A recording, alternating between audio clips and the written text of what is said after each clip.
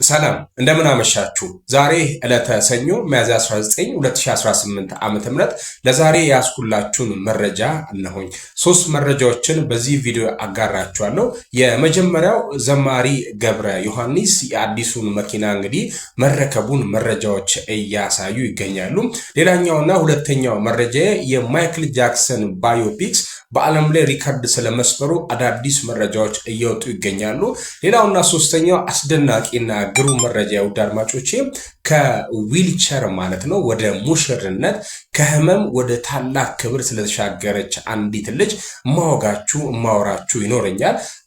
ቤቱን እንግዲህ ሰብስክራይብ በማድረግ ላይክ በማድረግ ይህንን ቪዲዮ ሼር ባክስ ከመጨረሻው ከዚህ ቪዲዮ ጋር አብራችሁ ቆዩ። መረጃውን በዚህ መልክ አዘጋጅቼላችኋለሁ። ወደ መረጃው ዘማሪ ገብረ ዮሐንስ አዲሱን መኪና ተረከበ። በኢትዮጵያ የማህበራዊ ሚዲያ ታሪክ አዲስ ምዕራፍ የከፈተውና የ1 ሚሊዮን ተከታዮች ዘመቻ በሚል የተጀመረው ታሪካዊ ጉዞ ዛሬ በደማቅ ሁኔታ ፍጻሜውን አግኝቷል። ከ53 ቀናት በፊት በታዋቂው ተጽዕኖ ፈጣሪ አዶናይ አነሳሽነት የተጀመረው ይህ ዘመቻ በጎነትና አንድነት ካለ የማይቻል ነገር እንደሌለ በተግባር አሳይቷል። ዋና ኩነቶችን እነሆኝ።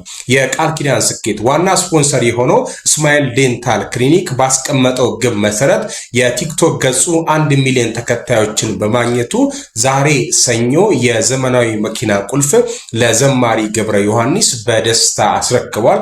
የህዝብ ርብርብ ለበጎነት እንተባበር የሚለውን ጥሪ በመቀበል በአጭር ጊዜ ውስጥ ይህ ድል እንዲመዘገብ አሻራችሁን ላረፈ የማህበራዊ ሚዲያ ተጠቃሚዎች በሙሉ ምስጋና ይገባል። የቴክኖሎጂ በጎ ገጽታ ይህ ክስተት ማህበራዊ ሚዲያ ለሰዎች ህይወት መለወጥና ለታላላቅ በጎ አድራጎት ስራዎች ሲውል ያለውን ግዙፍ አቅም በተግባር የመሰከረበት ታሪካዊ አጋጣሚ ሆኗል። እንኳን ደስ አላችሁ ለታታሪውና ለተገቢው አዶናይ ለቃሉ ታማኝ ለሆነው ስማይል ዴንታል ክሊኒክ ለዚህ ስኬት በቅንነት ለተባበራችሁ የኢትዮጵያ ህዝብ በሙሉ እንኳን ደስ ያለ። ዘማሪ ገብረ ዮሐንስ በስተመጨረሻ ይህን ማለት እንወዳለን። እንግዲህ መልእክቱ ለሌሎች እንዲደርሱ አድማጮቼ ይህን አስደሳች ዜና ላይክ በማድረግ ደስታችሁን ግለጹ። ለወዳጅ ዘመዶ ሼር በማድረግ የበጎነቱ ዋጋን እንግዲህ አብስሩ። በኮሜንት መስጫው ላይ እንኳን ደስ አለ በማለት ለዘማሪው መልካም ምኞታችሁን ግለጹ። ለተጨማሪ ትኩስና ጠቃሚ መረጃዎች ይህንን ገጽ ፎሎ በማድረግ ቤተሰብ ይሁኑ። ሁልጊዜም ለበጎነት አብረን እንቁም፣ እንተባበር። በስተመጨረሻ ዩቲዩብ አካውንቴን ሰብስክራይብ አድርጉ። ሊንኩ ባዮ ላይ ያለው አድማጮቼ ቴንክ ዩ። የማይክል ጃክሰን ባዮፒክ በዓለም ላይ ሌላኛው ሪከርድን ሰብሮ መነጋገሪያ የሆነበት ሰዓት ነው። ይህ ሰዓት እስኪ ሙሉ መረጃውን ላደርሳችሁ። የሲደመር ምልክቷን ነክታችሁ ቤቱን ፎሎ አድርጉ። የዓለማችን የሙዚቃ ንጉስ ማለት ነው ማይክል ጃክሰን በህይወት በሌለበት እንኳን ክብረ ወሰኖችን መስበሩን ቀጥሏል። በታላቁ አርቲስት የህይወት ታሪክ ላይ ተመስርቶ የተሰራው አዲስ ፊልም በሳምንቱ መጨረሻ ባስመዘገበው ገቢ የዓለማችን ቁጥር 1 የህይወት ታሪክ ባዮፒክ ፊልም በመሆን የቦክስ ኦፊስን ዘርፍ በቁጥጥር ስር አውሏል። የፊልሙ ልዩ ስኬቶችን ልንገራችሁ። ክብረ ወሰን ፊልሙ በሳምንቱ መጨረሻ $217 ሚሊዮን በማስገባት ከዚህ ቀደም የነበሩትን ቦሄማን ራፕሶዲ የሚባል 124 ሚሊዮን ገቢ ያስገባና ኦፕንሄይመር የሚባል አንድ ባዮፒክ አለ። እነዚህ ሁለተኛ ነበሩ። እንግዲህ በከፍተኛ ልዩነት ከነዚህም በልጦ የማይክል ጃክሰን ባዮፒክ ሪከርድን ሰብሯል።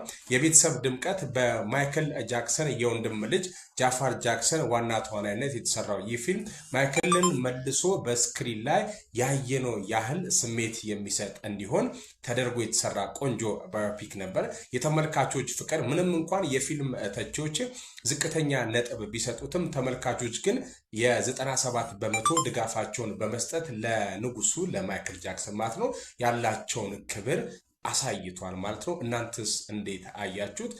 ሼር ይደረግ። ለትኩስና አዲስ መረጃ ይህን ቤት ፎሎ ማድረግ እንዳይረሳ። ሰላም ከዊልቸር ወደ ሙሽርነት ከህመም ወደ ታላቅ ክብር ውድ አድማጮቼ እንደው የሰው ደስታ የሚያስደስታችሁ ከሆነ ብቻ ይህንን ቪዲዮ 5 ጊዜ ሼር አድርጉ። ከውድቀት ወደ ንግስና በስውራ ማርያም የታየው ድንቅ የህይወት ለውጥ የማይቻለውን የሚችል በጨለማ ውስጥ ብርሃንን የሚፈነጥቅ የቸርነት አምላክ ስሙ ለዘላለም የተመሰገነ ይሁን። ከ9 ወራት በፊት በጭንቀትና በህመም ተከባ በጸሎታችን አስበናት የነበረችዋ ውድ እህታችን ዛሬ የሐዘን ማቋን አውልቃ በደስታ ልብስ ተጎናጽፋ ከፊታችን ቆማለች። ይህ ታሪክ የእምነት ጽናት፣ የማይናወጥ ተስፋና የመለኮታዊ ጣልቃ ገብነት ሕያው ምስክር ነው። ከዱባይ ሰማይ ስር እስከ ስውራ ማርያም ደጃፍ በስደት ዓለም በዱባይ ካለች በድንገት ባጋጠማት የጤና ቀውስ ምክንያት ለ6 ወራት ከአልጋ መነሳት ተስኗት ነበር። ተስፋ ቆርጣም ወገኖቿ ከሞትኩም በሀገሬ በሚል እምነት ወደ ኢትዮጵያ ቢመልሷትም እርሷ ግን በልቧ ውስጥ የአምላክ ተአምርን ትጠባበቅ ነበር። በ5 ሰዎች ታዝላ በዊልቸር ወደ ስውራ ማርያም ጸበል የገባችው እህታችን በ7ኛው ቀን የሕክምና ሳይንስን ያስደነቀ ተአምር ተፈጸመላት። በሁለት እግሮቿም ቆማ ሄደች፣ እየተራመደችም ወጣች። ከፎስ በኋላ የተከተለው የክብር ዘውድ ፈጣሪ ፎስን ብቻ ሳይሆን ክብርንም የሚጨምር አምላክ ነውና ዛሬ ያ ህመም ለሷ ታሪክ ሆኖ አልፎ የክብር ሰው ሆናለች። አምላክ በፈውሶ እጆቿ ለቤትና ለትዳር እንግዲህ አጭቷል ማለት ነው። ዛሬ የሽምግልና ስርዓት በሰላም ተከናውኖ እሺ ተብሏል ማለት ነው። ከዊልቸር ወደ ሙሽርነት ከህመም ወደ ታላቅ ክብር የደረሰችበት ድንቅ ቀን ነው ለሳ። ከዚህ ታሪክ ውድ አድማጮቼ የምንማረው ትልቅ ቁም ነገር የእግዚአብሔር ጊዜ በሰው ዘንድ የማይቻል የሚመስለው ተራራ በእግዚአብሔር ፊት ግን ሜዳ ነው።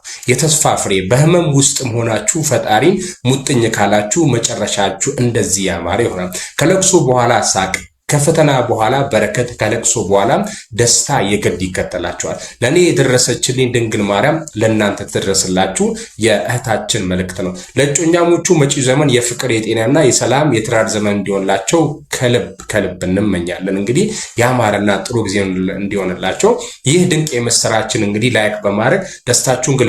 ሼር በማድረግ ለተጨነቁት እንግዲህ ተስፋ ይሆን ዘንድ ይህን ሼር አድርጉ። አስተያየታችሁን በኮሜንት ሴክሽን አጋሩን።